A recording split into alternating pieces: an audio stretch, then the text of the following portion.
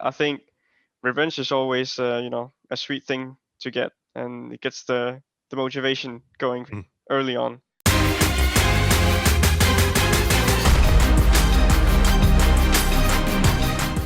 Hey everybody, welcome back. My name is Akinola Verissimo, and this is another episode of The Feed, the Philly Fusion podcast that will talk about everything Overwatch, video games, and Philly city culture. For this week's episode, I am happy to talk with Fusion DPS player sHockWave. sHockWave, say hello. What's going on, man? How are you? Hey, what's up, guys? You're the first player from the team that we're interviewing here, so you get a chance to set the quality bar for the rest of the rest of the season. So no pressure. So let's just jump right into it. I wanted to talk about your introduction to professional Overwatch. You've been with quite a few teams, but before you even got involved in the competitive scene, what were you doing? Like, let's talk about your history. Like, so who's sHockWave in a nutshell? Before I went pro in Overwatch, I went to school. I went to sixth form college, also called gymnasium here in Denmark. And yeah, basically I was just a really social guy, but I always liked to play games, not only around that time, but just as growing up as well. And I also I always felt a bit better. The casual cliche, story of someone being a bit better than their friends. But school wasn't really, it's a bit boring, and I felt like, at that time, also hearing a lot about Astralis in Denmark. So I was kind of halfway done with the school, and I thought about dropping out and going full time. But then again, it would be kind of sad if it didn't work out, and then I would have dropped out. So I decided to finish it. And when I finished it that summer, which is almost 2 years ago now, I graduated, and I basically just went all in on Overwatch from there. So almost 2 years ago.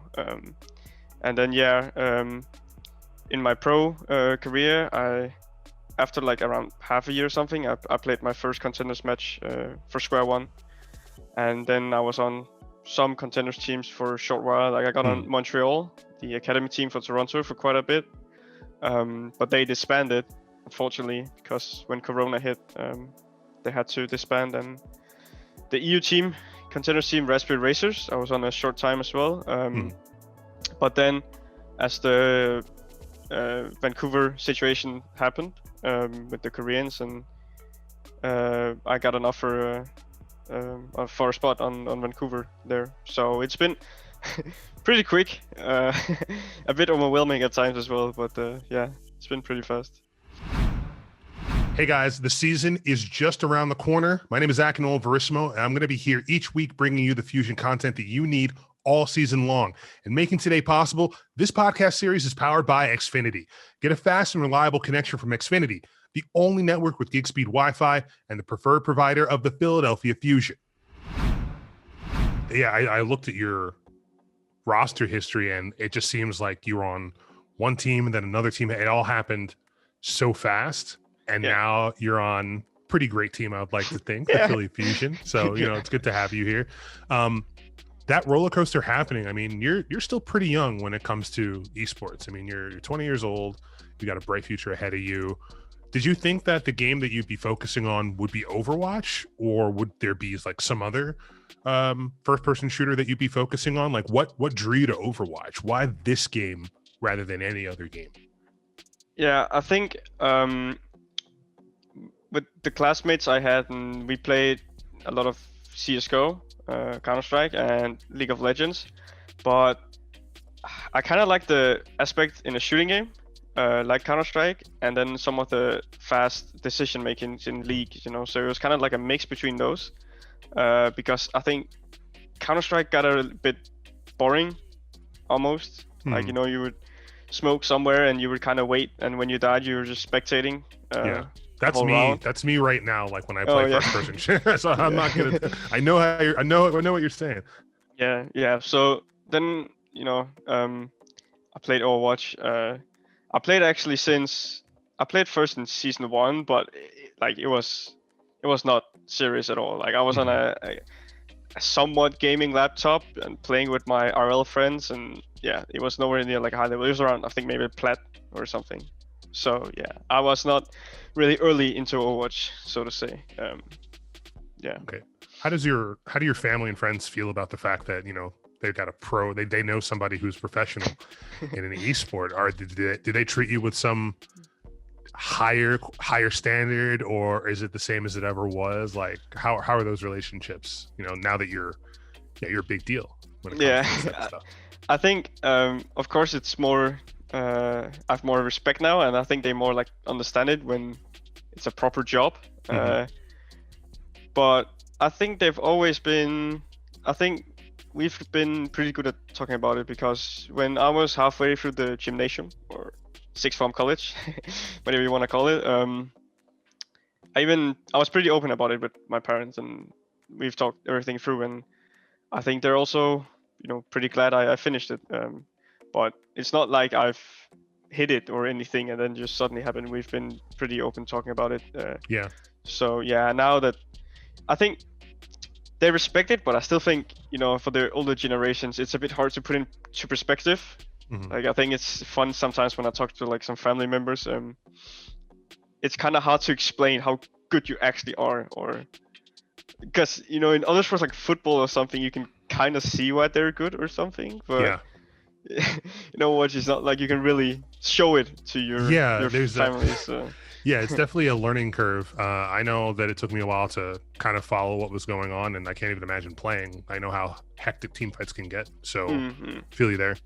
You know, while all of this roster change stuff was happening, you know, like you were saying, teams disbanded, rosters were completely changed. I mean, were you worried at any point being picked up by a team after your time with the Titans? Do you feel like you were in limbo at all? No, well, the thing is that I got a 1+0. Well, I got like I came into free agency. Well, my contract ran out after that season, right? So I think that kind of helped, because that makes you a bit more attractive, I think, for teams. But yeah, I mean, not to sound arrogant or something like that, but I think I kind of, you know, showed myself pretty good on Titans. Yeah. Played some different stuff that, you know, I wasn't really only playing one role. I think that also kind of was a good thing for teams looking for me, but I wasn't really nervous at all. I think the biggest thing that was concerning me was like whether or not I would be able to move, like actually be there, because I think that kind of means a lot for me, because my past, I've been really social in school as well.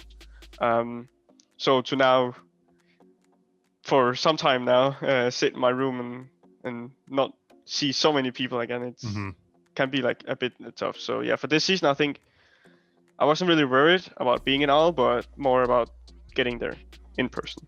Let's actually talk a little bit more about that feeling of your mental, you know, from COVID. We've been in this pandemic. We just passed the year mark.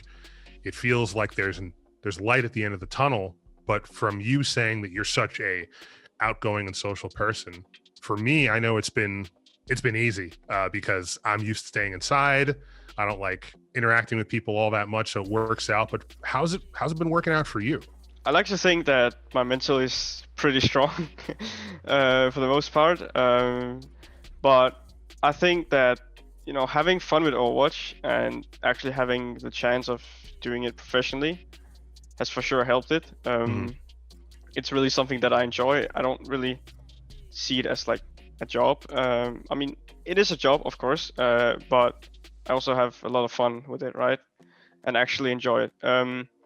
So I think maybe sometimes, I think, you know, seeing people and stuff, I mean, yeah, it sucks, but I think I've kept it pretty cool throughout the time being. I mean, my sleep schedule was also kind of bad, right? Because Really? it was an NA team, right? So when we practiced, it was, you know, late night for me, midday for them. So that was maybe the killer for me, I think, because your energy is kind of drained Oh yeah. when you don't really see the sun that often. Mm-hmm. So yeah, but I think I've maintained it pretty chill throughout. Yeah. Great. What's your honest opinion on Overwatch meta right now? I know that we've got the new season coming up, and a lot of people had to endure through some really, really frustrating to watch, and I'm sure frustrating to play meta, goats and things like that, how prevalent tanks were.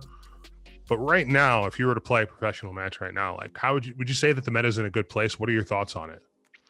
Yeah, I think a good example of the meta is like when you can look at the 3 different regions or whatever, and you can see that people can play all sorts of different comps. I think overall the meta right now, or the balance of the game, is actually really good.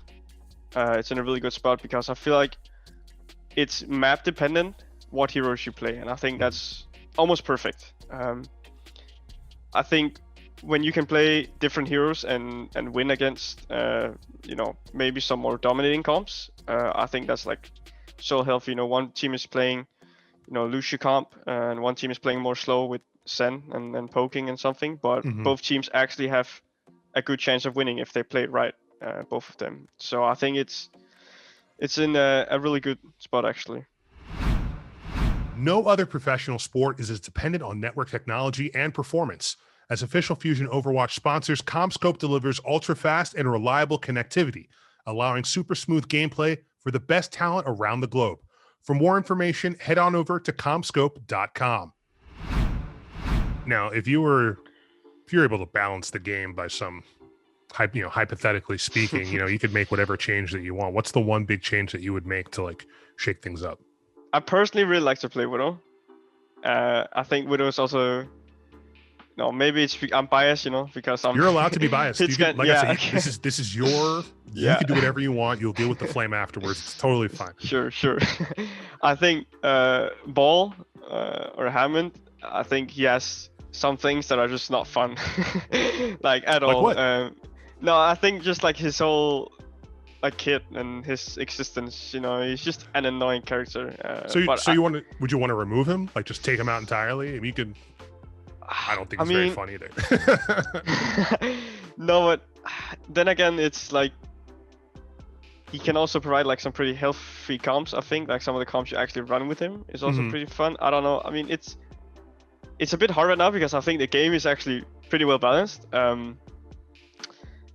But sometimes when I play the game, that Ball character, sometimes it's a bit annoying. So yeah, it's all good. It's all good. But I mean, maybe with like hero bands, right. When they bring it back, or like maybe if for comp, if they do anything, maybe you'll experience a bit how it is without and with. So yeah, that's totally fair. It's totally fair. What was your reaction when you found out that Philly as a region would join the Korea section of things with a bunch of other Overwatch League teams, and what changes did you have to make, what team had to make to make sure that they were ready to compete for this upcoming season? Well, first of all, actually, when I got the news about it, I think I kind of thought about it, and I kind of valued like some things in NA and some things in Asia. But I think in my life, I've actually traveled quite a lot, and I've been to Asia many times. I've been to Nepal twice. I've been to Thailand. I've been to Vietnam. And I actually really like the culture and just things there in Asia in general. So I think I actually kind of prefer going to South Korea. I think, of course, not getting to play against a lot of EU and NA friends maybe is a bit, sucks a bit. But I actually like overall. I think I actually prefer it. So yeah. You're looking forward to playing with everybody in Korea. Like I've never been to South Korea, but heard the internet's great, the food's great, the people are great. So so many things. Yeah, I mean, also like I think when you're in esports, I think that country's has to be there. One of the countries you've been to. So yeah, just experiencing it. It's gonna be insane. Yeah. Now, your first couple of games, probably one of the highlight games of this upcoming season is going to be against the Seoul Dynasty, and they're the team that knocked you guys out, you know, preventing you guys from really going far in the grand finals. Are you looking forward to getting revenge against them? I probably won't get some personal revenge, since I probably won't be there in that time. It's gonna be close, I think, but I probably won't be there in that time. But I think revenge is always, you know, a sweet thing to get, and it gets the motivation going early on. So yeah, I think, you know, a little win would be pretty nice. Absolutely, yeah. I mean, you guys did so well last year, and you know, we spoke with Rossin last week, and I know that the team attitude is, you know, second's not good enough. You guys want first. We want to see you guys really do well. So we're looking forward to seeing what everybody can do individually and as a team for this week's matches for the Overwatch League. Is there anything that you want to say as we wrap this up? You know, you have an opportunity to talk directly to the fans, let them know what's going on, what your thoughts are. So, you know, I want to open the floor to you. Just look in the camera and tell all the Philly Fusion fans, you know, what's on your mind, any uplifting words or messages or thoughts or things like that. Well, I think I would like to say that we will work hard. I think we will actually do, you know, our best for sure to get results. But I also think this year our roster is gonna be insanely fun on media and towards the fans. You know, it's gonna be great content, not only in game but out game as well. So yeah, look forward to it. Awesome. Yeah, we're looking forward to it too. And you know, this is just one of the many avenues where you'll see these behind the scenes looks into why this is a team that I love to support and work with. So SHockWave, thank you very much for taking time out of your schedule to talk with us. We wish you nothing but success and luck in this upcoming 2021 Overwatch League season. For everybody else, if you made it this far, thank you very much for watching this episode of The Feed. If you're on YouTube, make sure you hit that subscribe button, leave a comment. Let us know who should we talk to next. We'd love to hear what you think. If you're listening on these other streaming platforms, wherever you're listening to stuff, make sure you subscribe. For everybody here at The Feed, my name is Akinola Verissimo. Thank you very much for watching, and we will see you on the next episode.